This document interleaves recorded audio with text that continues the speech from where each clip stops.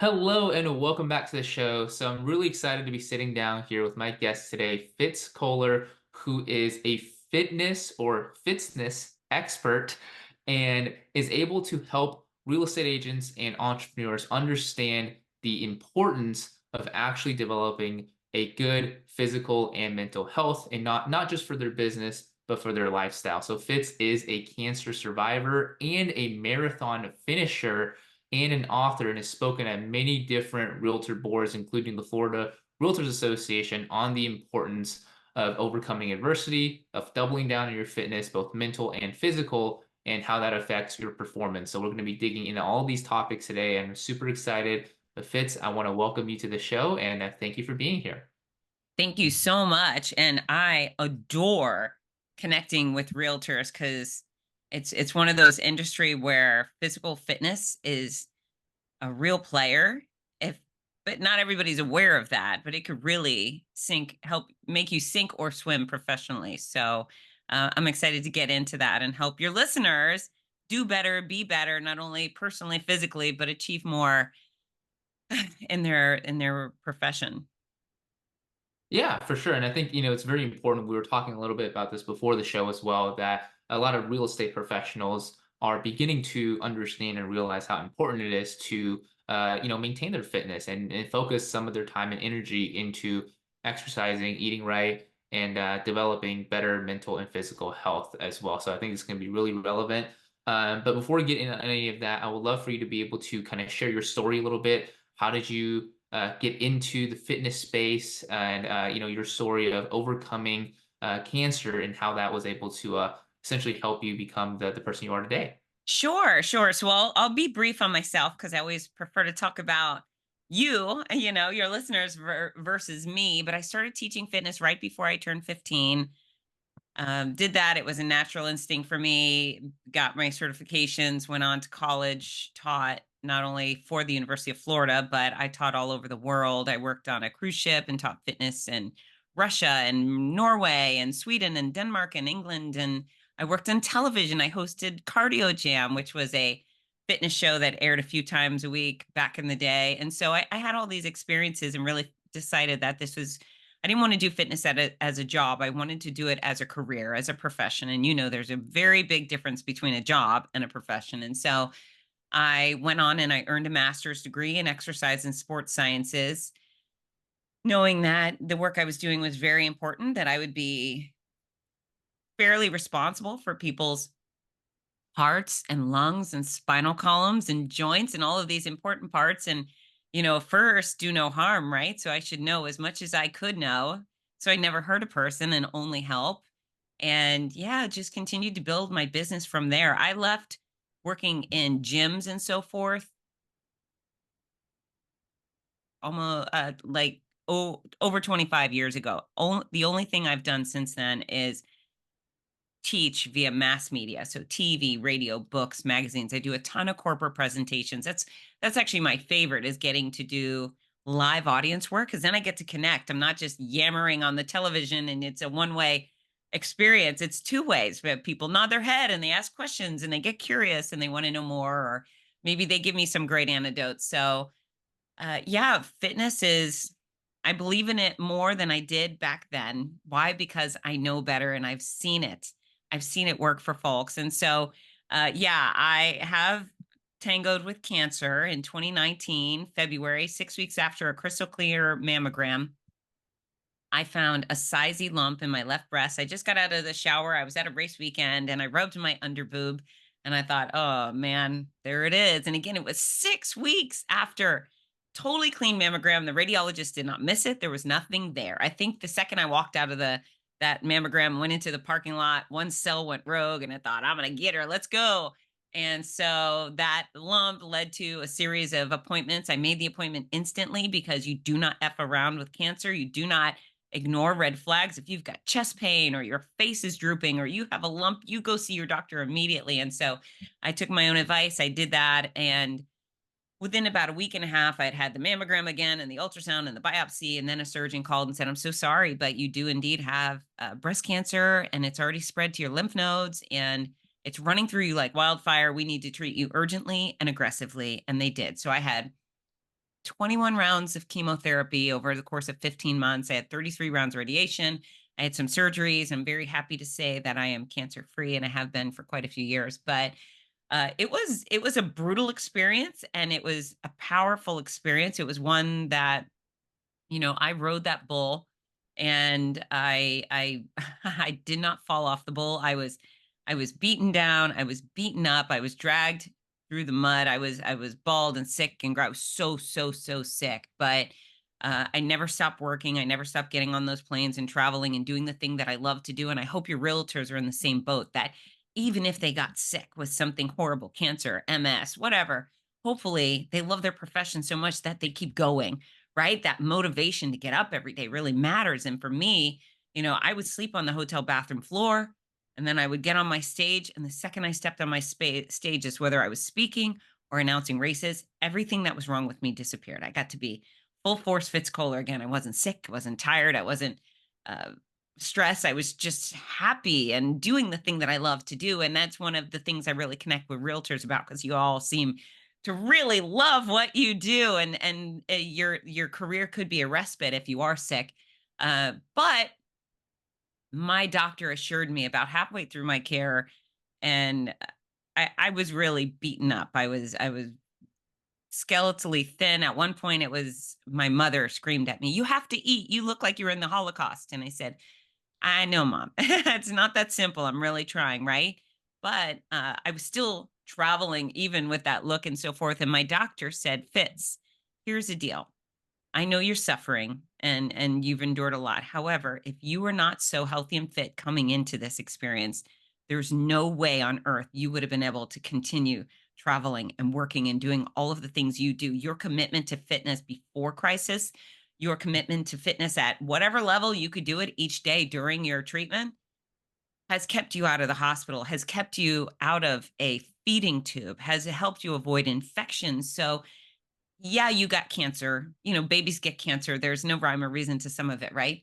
But your health and fitness has truly carried you through and prevented you from experiencing so much worse." And so that really was another aha light bulb moment where I thought, oh boy, this thing that I've been preaching for decades really is uber valuable. And, it was my secret to going from sick to strong, getting away from sick and weak and frail to strong Boston Marathon runner, right? And I've done a Dancing with the Stars competition, and I strength train all the time. And it just, my life is not only back to normal, but my life is better than ever because I've chosen that for myself. And hopefully your audience doesn't need cancer to turn around whatever they're dealing with and become the best version of themselves at any age.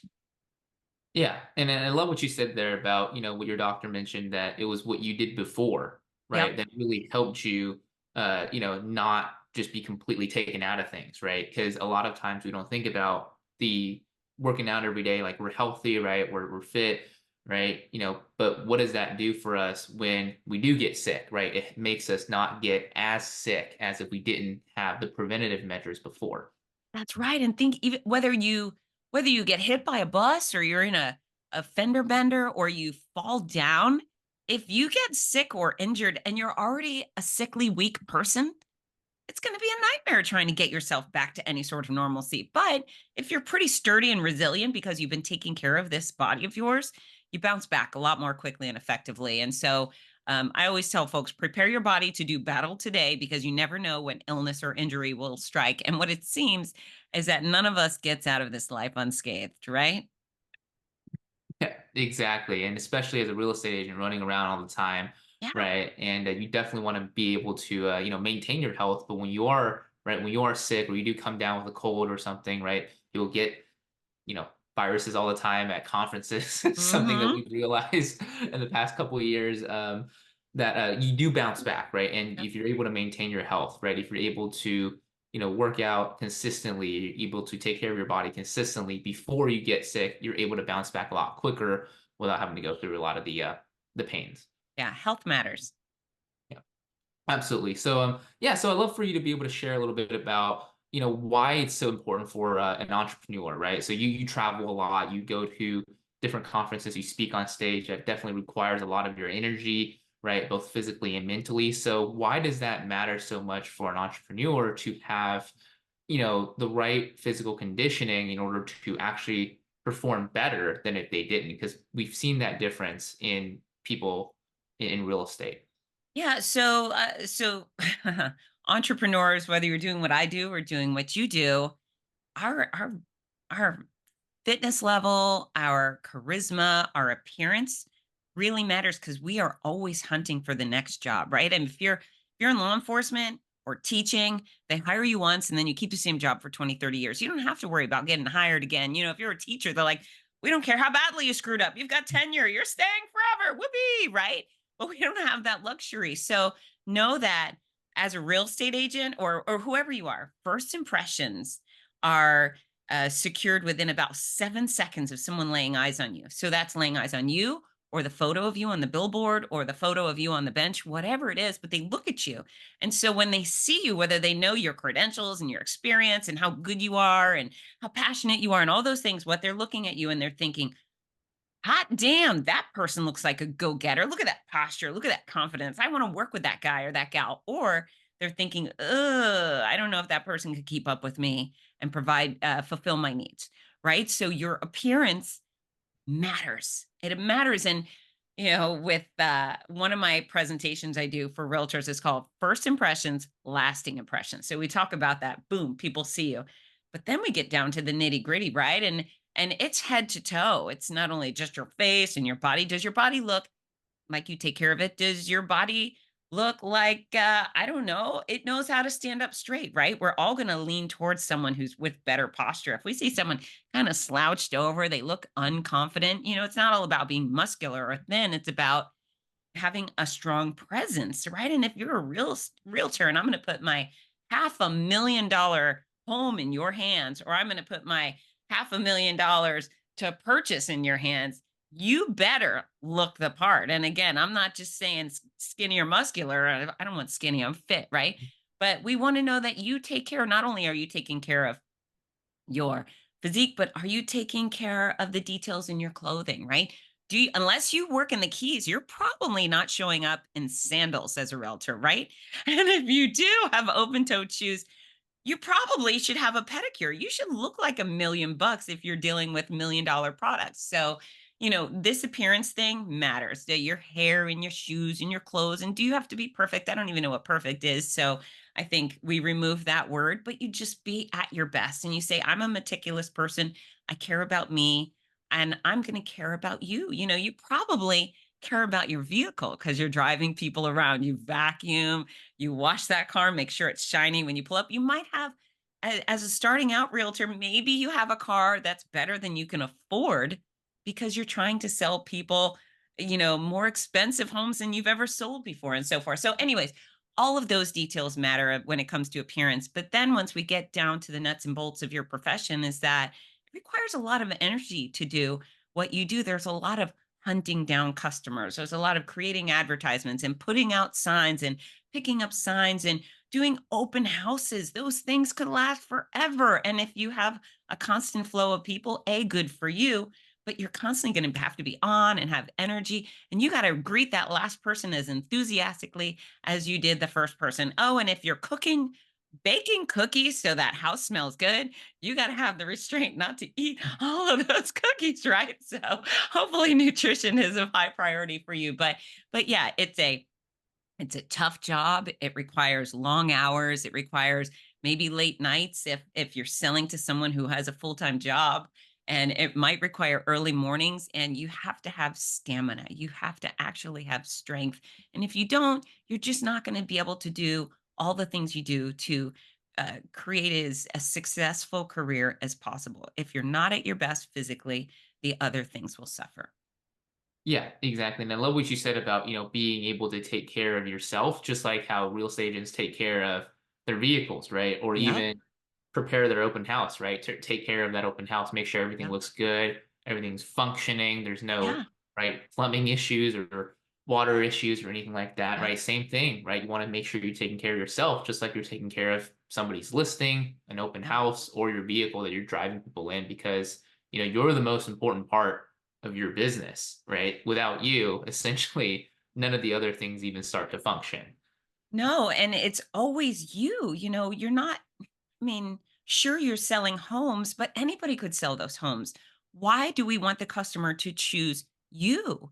And so the same way they're going to look at this house, does everything work properly? Is it pretty? Does it have a great paint job? Is the yard manicured? They're looking at you because you're also in an industry that's filled to capacity with professionals, right? You've got gobs and gobs and gobs of people trying to get the business of the home buyers and the home sellers. So you're competing with even your friends, right?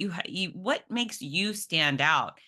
So you should be firing on all cylinders. And plus, next to Hollywood, there is not a more vanity driven profession than real estate because nobody else puts their photos all over everything the way you do. I just did a vacation in Blue Ridge area of Georgia, LJ, and my kids and I were laughing because it was like, this is hot lady realtor capital of the world. All these billboards with these beautiful women. And sometimes it was about 7 of them. And they had these sharp blazers and this beautiful blowing hair and these big smiles. I was like, what is going on in LJ? All the most gorgeous lady realtors are here. So yeah, it's image driven, and I care about your health. I care about your health. Your image is really not so relevant to me, but it is to your customer. And if you combine the two, if you start watching what you eat and exercising often and getting quality sleep and removing the cranky people, eventually you will morph into that best version of yourself, and probably getting those customers will become less difficult. Yeah, exactly. And I love what you said there at the end about, getting quality sleep and removing Yes. cranky people from your lives. And I think we're gonna touch back on that a little bit later on the show here. But before we do that, I want to dig a little bit deeper with you into kind of the practical side of things, right? Because a lot of real estate agents, especially real estate agents, right, because they have pretty, you know, hectic schedules that are not Yeah. predictable. But one of the big excuses or the big reasons why they say they're not able to maintain a consistent exercise routine or not be able to, and this is a bigger one as well, not be able to eat healthy, right? Because they're always on the road. So McDonald's or Wendy's is just convenient, right? Between open houses or, a snack or whatever. So how does somebody with that schedule, what do they need to be doing in order to create more structure in their lives and in their schedules so that way they are able to stay active. They are able to watch what they eat as well without having to, sacrifice their business and not take care of their clients. Right. So that's a big question you ask, and I'm going to try to fire away a bunch of answers that will take care of your question in a variety of ways. So first of all, if you don't make time for health, you will make time for sickness. Know this. Know this, whether it's because you had a stroke or you had heart disease or you now have diabetes or you have back pain that's debilitating and you can't go out to work. So at time, it's a trade-off. You do want to have time off being sick or time off making yourself better. I choose making myself better. I think that's a worthy um, decision to make. So when it comes to fitness should not be complicated, and it does not have to equal running marathons. You don't have to spend 40 hours a week doing this thing. If you committed 30 minutes out of each 24-hour day to doing something to promote your fitness, you would make progress. Now, I'm going to get not going to get too far deep into this, but when you pursue fitness, it should be cardiovascular fitness, the kind that makes you huff and puff. Strength. Strength is anything that makes you able to lift, press, push, pull against resistance more capably, right? So it could be dumbbells, it could be weights at a machine, it could be Pilates on the ground or lifting your cinder blocks in your backyard. I don't care what it is. Strength, total body strength is important. And that's the thing that makes you resilient. Strength training is I consider the fountain of youth. If you want to look great and feel great for the rest of your life, strength training is the secret. Flexibility matters. If you are more bendy than stiff, you are less likely to have strains, sprains, and tears, right? So you should be able to move without going, uh-oh, that hurts. So flexibility is important. And then, of course, balance training matters because that prevents you from falling down. And again, if you fall down and you break your nose or you break your hip or you break your skull, you're going to be taking time off work. And so, cardiovascular fitness, you could do for an hour, go for a long walk, but you could also go up 3 flights of steps and get your heart move pumping, right? The second you start huffing and puffing, you are improving your cardiovascular capacity. Now, to an extent, the more the merrier. If you could do 10 to 20 to 30 to 40 minutes of cardio, great. But know that you can do even small amounts, right? Maybe you go outside and you do 50 jumping jacks in the morning. Yay, you can do 2-minute segments of cardio throughout your day, and cumulatively it will add up to improved cardiorespiratory fitness. So, for big chunks are better, but little chunks are great too. The same thing goes for strength. So, with strength training, often we'll say we're going to go to the gym and do 42 minutes of strength training. Okay, fine. But if you drop down right now and you did 10 push-ups, would that make you stronger? It would.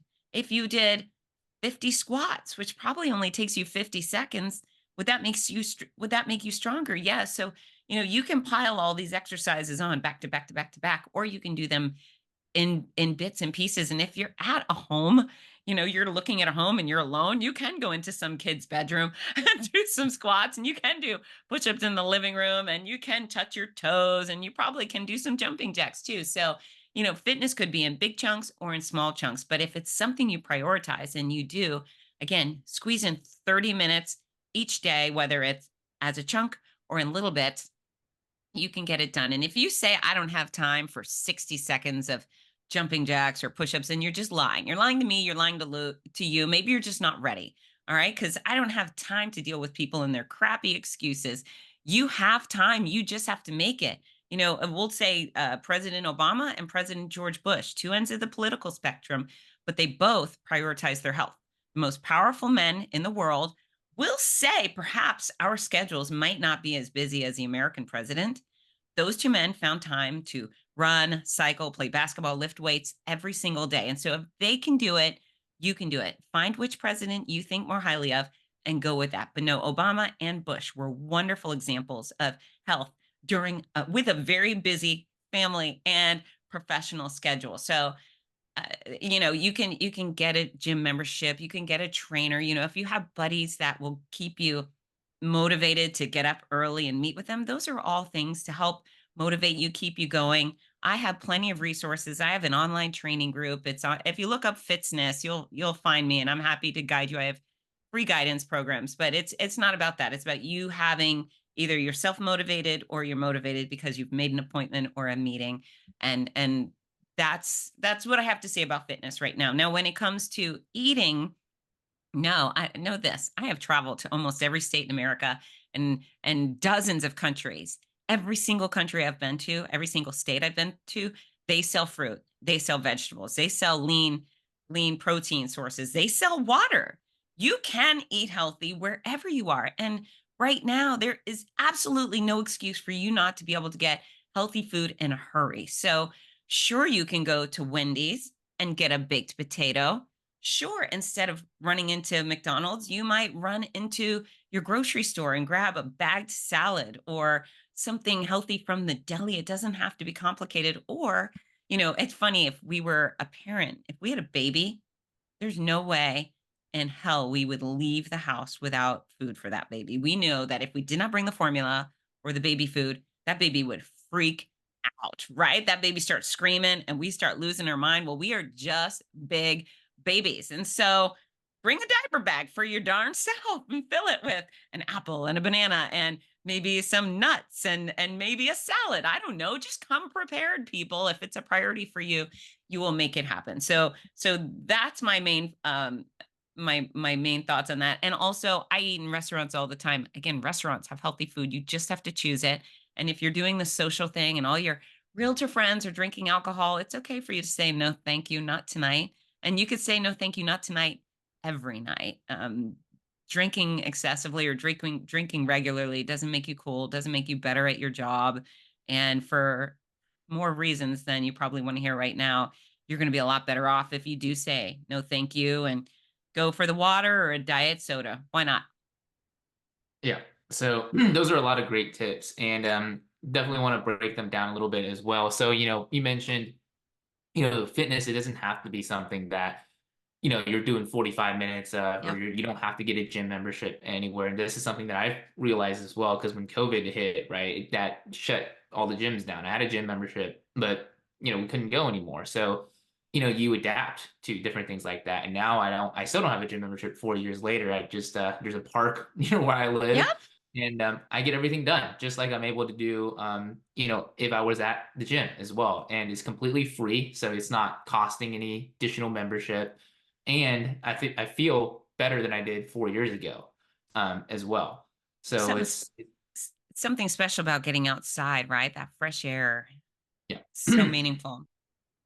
Yeah, and that's an important part of it as well. It's like, being able to go outside and work out outside is completely free. I think everybody has different amenities near where they live as well, different parks, and you go to these parks and you just have to look for them, right? Yep. Different pull-up bars, dip bars, different things like that. You can get a pretty good workout in with just maybe two or three, sets of bars like that. Absolutely. And the other thing, I wish I had one with me, but I buy bands. I have so many exercise bands. Those, for folks who don't know, maybe a loop, a big giant rubber band in a circular shape, or big giant band that's just 3 feet long, or ones with handles. And I keep those in, I keep the loop and a long stretchy one in my backpack, which I travel with. I keep it in my luggage, which I travel with. They're wrapped around the stick shift in I have a Jeep Wrangler. So those bands are wrapped around my stick shift. They're everywhere. And so I always have the option to strength train and to do stretches with those bands. They're super cheap.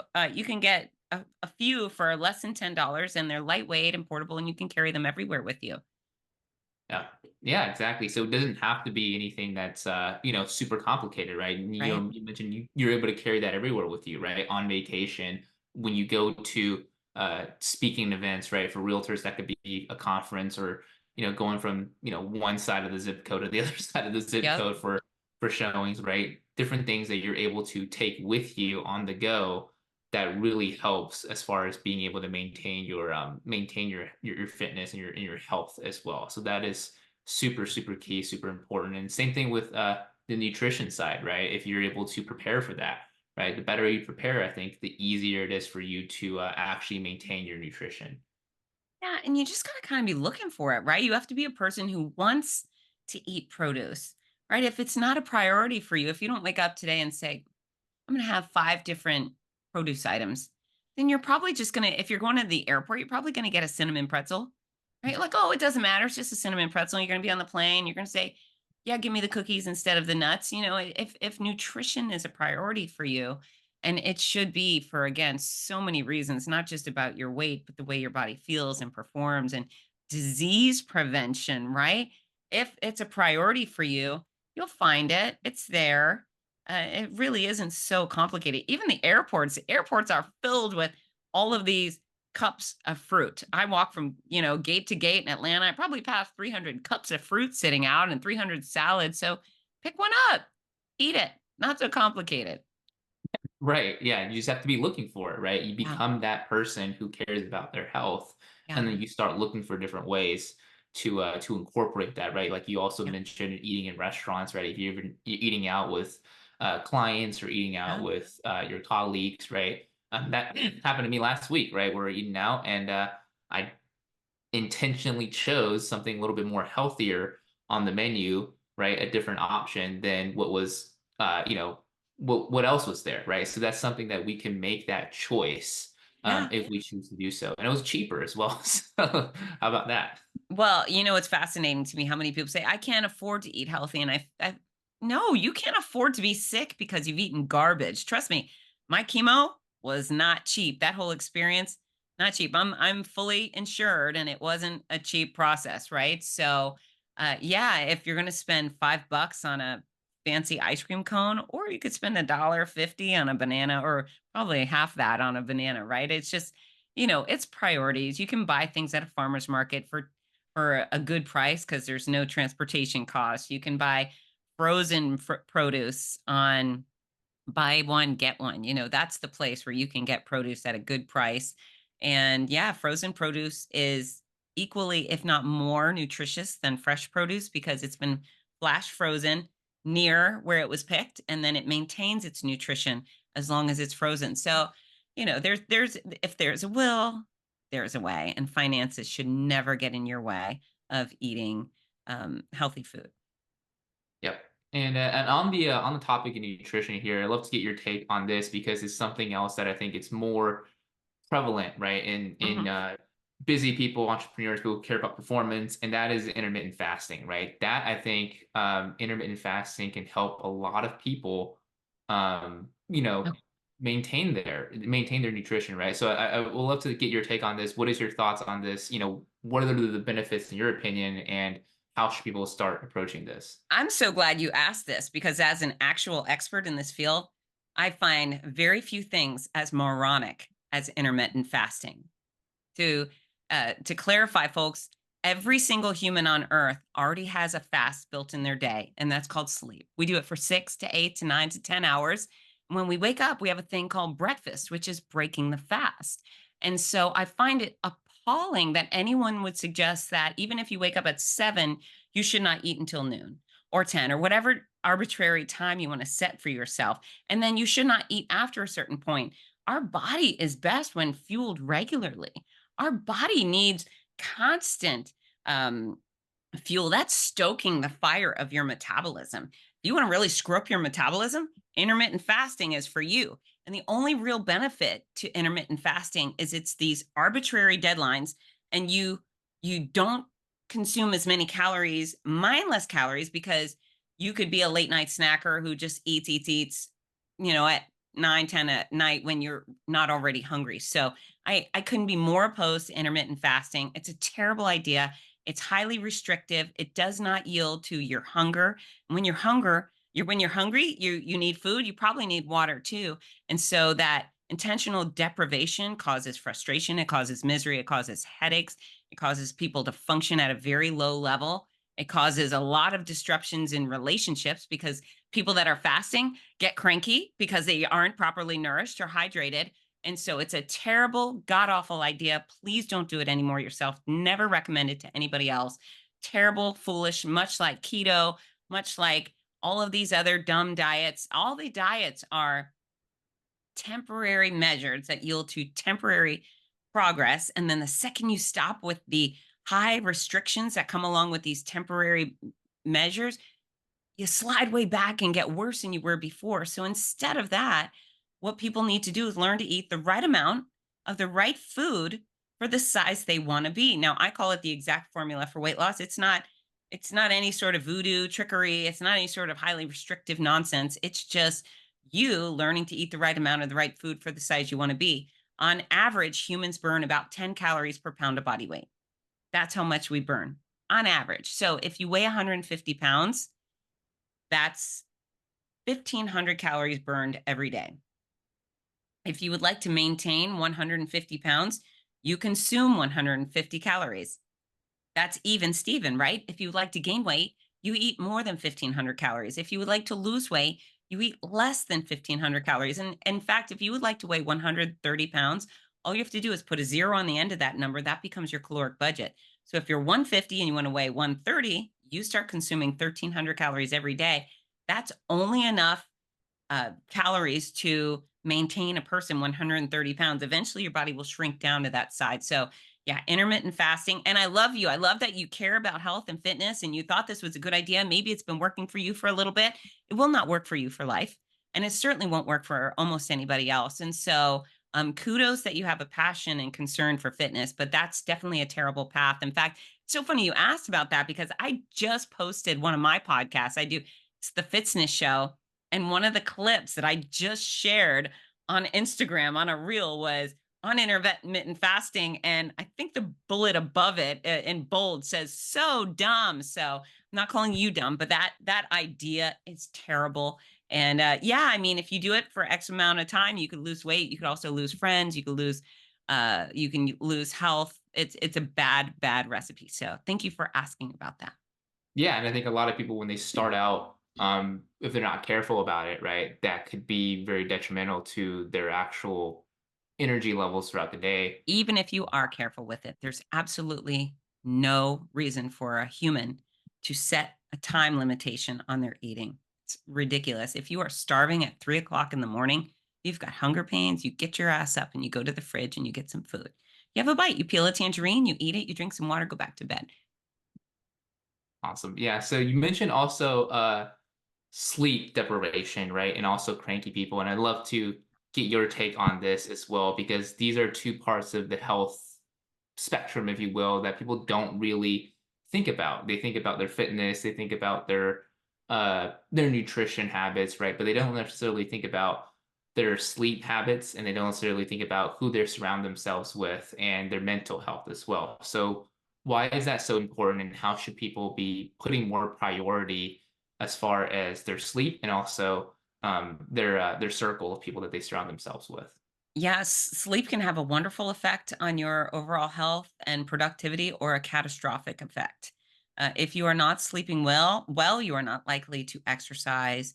You are likely to be really lazy when it comes to making quality decisions on food, right? You likely will say, just get a burger and fries versus a salad and a potato, right? So sleepy, tired people do not make good decisions. They make the less difficult decision, and they skip on those workouts. They're not often very friendly. They're not often very productive. They're not doing their best in the office. Maybe they're not doing their best with their children or their spouse. And they're certainly not functioning at a high level. I mean, nobody says, "Gee, I got a big meeting planned and I got to be at my best. I'm not going to sleep tonight." I mean, it just counterintuitive to all that's right in the world. And so if you are well rested, well, gee whiz, you probably are going to go for a long walk with your dog and maybe even do some burpees at the end. And then you're going to be firing on all cylinders at your meeting with that new client. And they're going to feel the energy and vibrance coming out of you, because you have energy and vibrance in you because you are well rested. Energetic is always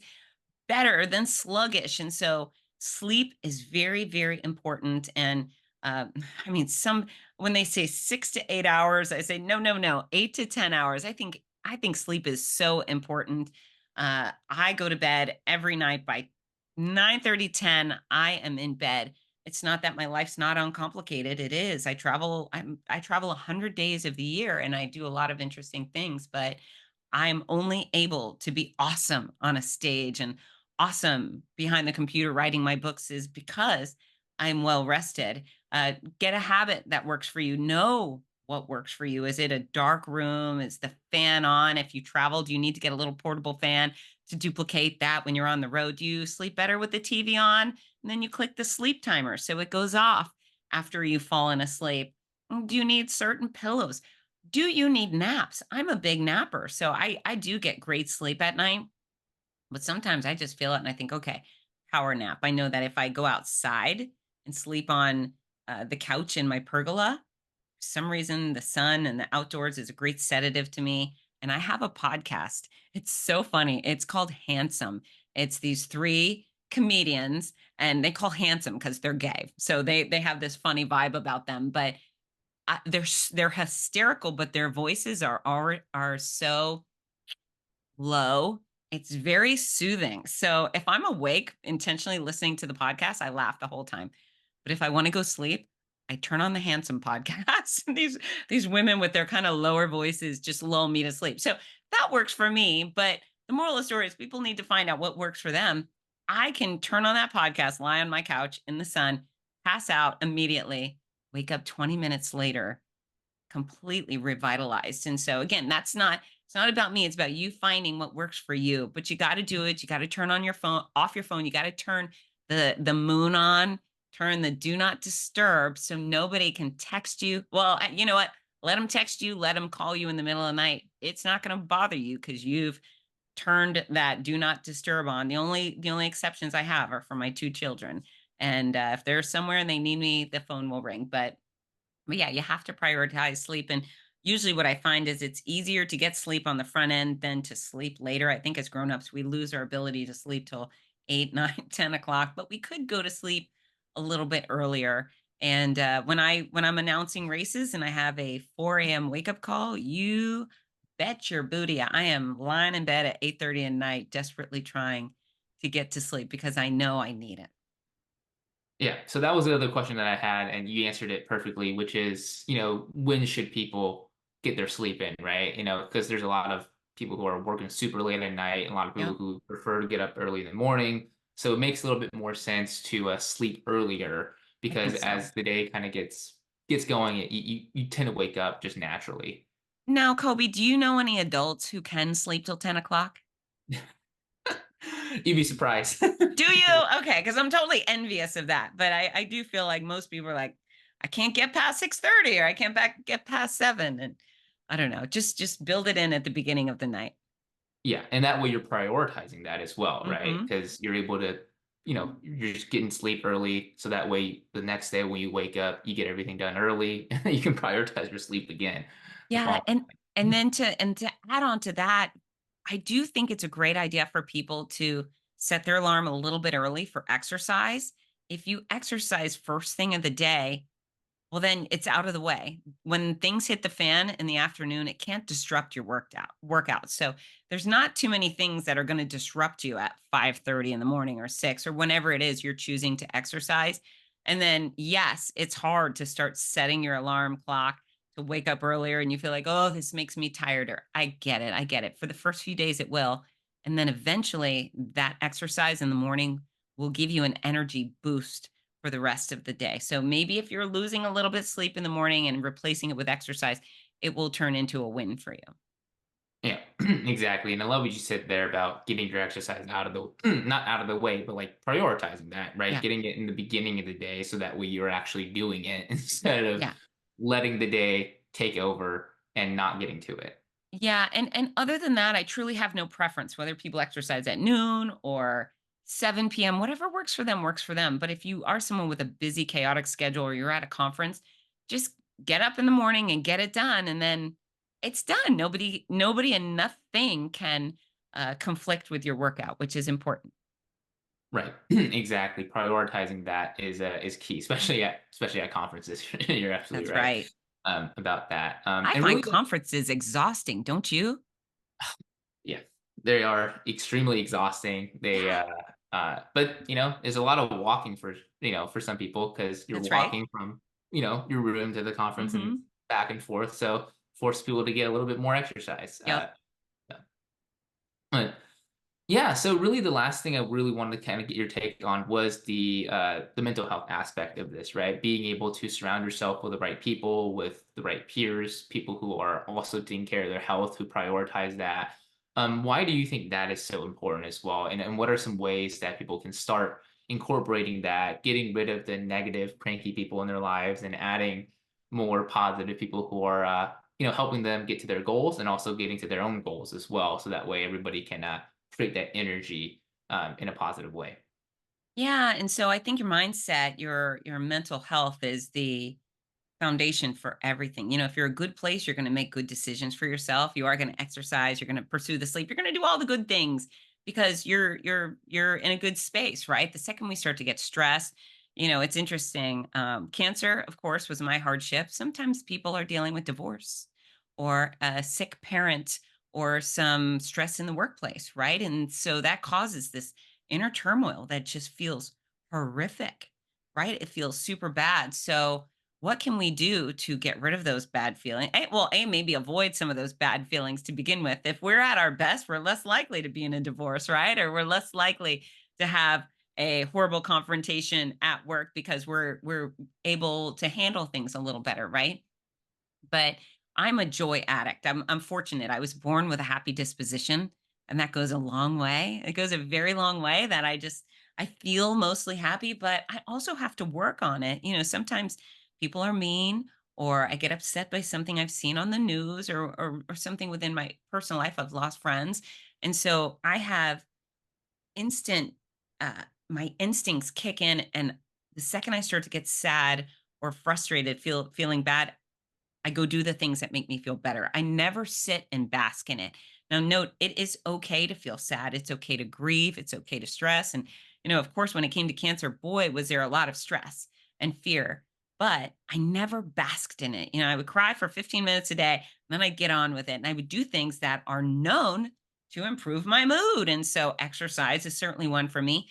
Being with my animals of any sort, my dogs, my friend's farm. Sometimes I would just go escape to my friend Cheryl's farm and I would smooch on her donkey and those goats, and it just would make me feel better. Being outside in general makes me feel better than inside. So, can I work on my computer on the couch or can I work on in my backyard? The backyard wins for me. So, whether it's the ocean or the mountain or the skating rink or a bowling alley or a special friend to talk to. You should have a top 10 list of things that make you feel good.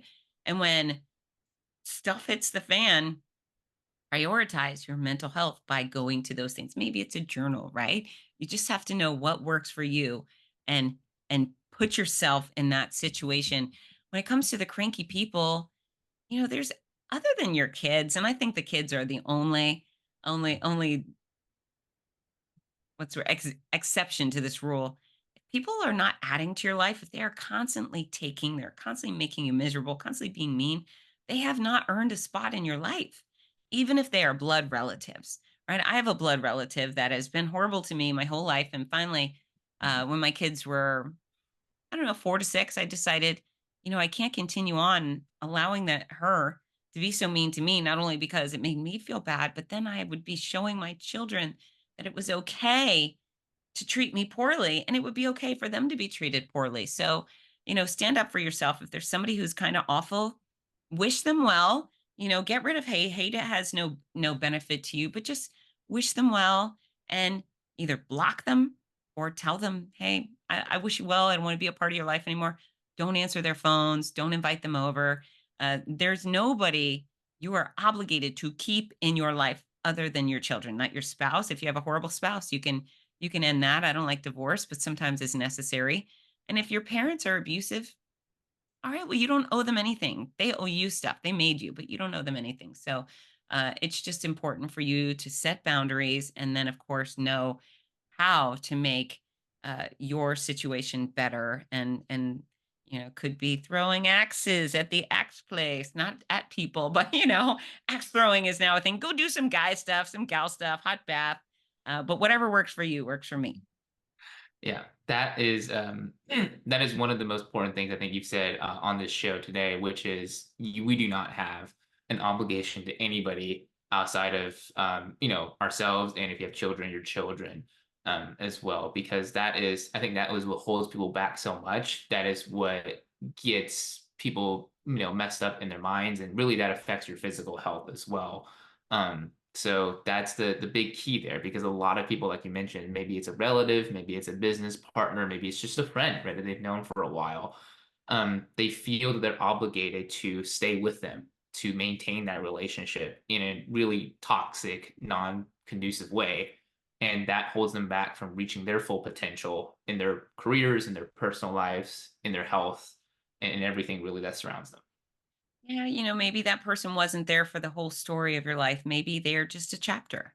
They're there for a bit and then there will be more chapters and more people. And yeah, it's interesting how many people will allow themselves to be, I hate to use the word abuse because I think it's overused, but yeah, mistreated and something where their treatment to you, you would never allow one of your friends to be treated that poorly, right? If you saw somebody talking to your friend the way this person is talking to you would stand up and say, cut that out. But you really have to fend for yourself. And here's the thing with health overall is you are exclusively, only, solely, all of those words, you are the only person responsible for your health. So I encourage everyone to do an assessment of how they feel, how their body performs, strip down totally naked, go stand in front of a mirror, in private, right? And then know that you did that. Whatever it is, you did that. If you're in great shape and you look good and you feel good and your body can do wonderful things, well, you did that. If you're terribly overweight right now and your back hurts, you did that. And what I want people to know is that ownership right there gives you the power to control the change, right? If you're going to point your finger, be like, I'm obese because my family's obese. Baloney. You adopted their terrible habits. They are obese by culture. There are very few people on planet Earth that are obese and they can't control it. They're not genetically obese. These are people that have had terrible eating habits or drinking habits and exercise habits, and they gave it to you. And you said, okay, I'm going to be that too, even though there's a bunch of Fitz and other people in the world telling me that fruits and vegetables and exercise and sleep are a good idea. So know that if you're not happy with what you see, you have complete control to make changes. You can't make yourself taller or shorter, but you can make yourself leaner. You can make yourself stronger, more flexible with greater endurance. You can have a better attitude. This is something that is practiced. Perspective is a skill. Perspective is something you drive into your own brain because it matters. There's kids in the hospital with cancer. There's nothing you're dealing with that's as bad as that, right? There's nothing as bad as that. So lighten the heck up, choose joy, choose progress, choose um, personal pride, and then dump all of that goodness into your profession. If you are at your best, everyone on earth is going to want to buy a home from you, and they are going to want you to represent them when they sell their home. They're just going to, that's going to be that hot damn. I want to work with him or her. She, he, they have it together. And that's what we're after here, right? Personal and professional growth. Yeah, absolutely. Well, Fitz, I, had a great time having this conversation with you today. I think you shared a ton of value with us, both on our physical health as entrepreneurs, business professionals, how we can start taking care of that, why it's important, and also our mental health, right? How we ended the show today and why that is so important so that we can go reach our full potentials. So, for anybody out there who is listening to this that want to learn more about what you do, that want to work with you, that want to participate in one of your, maybe one of your classes, follow you on social media, read your books, what are some of the best ways that people can actually find you and, really follow you on your journey ahead? Yeah. So my home base for everything is fitzness.com. If folks are just listening, not watching, that's FITZ as in zebra, NESS.com. The books are there. It's my noisy cancer comeback. That's the memoir. Your healthy cancer comeback is the guidebook to help survive cancer patients and survivors go from sick to strong. And then there's the healthy cancer comeback journal. I'm at Fitzness on Instagram and Facebook and YouTube. I love connecting on LinkedIn. And of course, if you're looking for a speaker for your event, I'd love to have that opportunity. There's a keynote speaker portion on fitzness.com.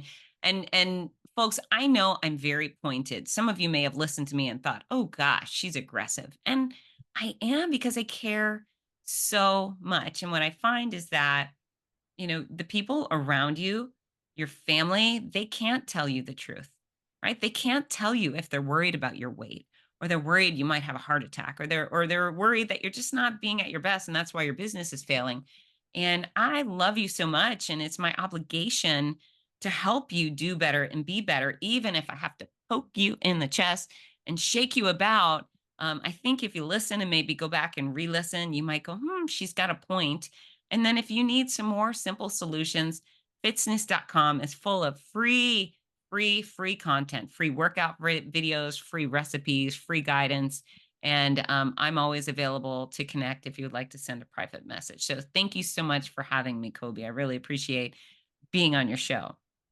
Yeah, absolutely. I appreciate you as well. So we'll make sure to leave the link to that in the description down below. Make sure to check out fitzness.com and get more tips and get more ideas on how you can maintain your health and actually reach your full potential as well. But other than that, Fitz, really appreciate you being here today. Really appreciate all the value that you shared. Before we let you go, is there any last pieces of advice, any last tips you want to leave with the audience here before we sign off? Yeah, I said it earlier, is prepare your body to do battle today, because you never know when illness or injury will strike. And yeah, there's nothing you do in the scope of exercise and healthy nutrition that's going to harm you. So get to work right now. Absolutely love it. And thank you again, Fitz, and thank you for tuning in. And we will see you on the next show. Take care.